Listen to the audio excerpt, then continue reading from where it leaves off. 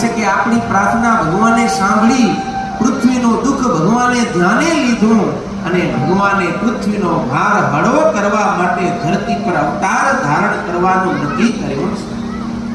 દેવતાઓએ પૂછ્યું કે ભગવાન અવતાર તો ધારણ કરશે પણ દેવજીની સાથે કરે. જ્યારે લગ્નનો સમય નજીક આવ્યો ત્યારે લગ્નની બધી તૈયારીઓ થવા લાગી અને વસુદેવજી જાન લઈને આવ્યા છે.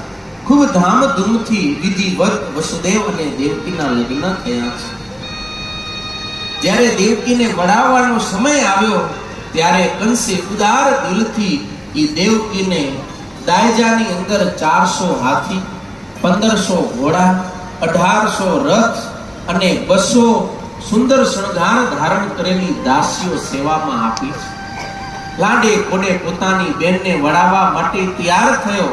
રથનો જે સારથી હતો ને એને ઉતારી દીધો ને પોતે આજે પોતાની બેનના રથનો સારથી બની અને મથુરાના રાજમાર્ગ પરથી પોતાની બેનને વિદાય કરે છે. અને એ જ સમયે આકાશવાણી દ્વારા કહેવામાં આવ્યું છે કે અરે મૂર્ખ કંસ, અસ્યાસ્તુ અષ્ટમો ગર્ભો હંતા યમ વહસે બુદ્ધ. હે મૂર્ખ, તો જે દેવકીને લાડે કોડે વડાવી રહ્યો છે ને એ જ દેવકીનો 8મો ગર્ભ એ તારો કાળ છે, એના હાથે તારો મૃત્યુ થશે.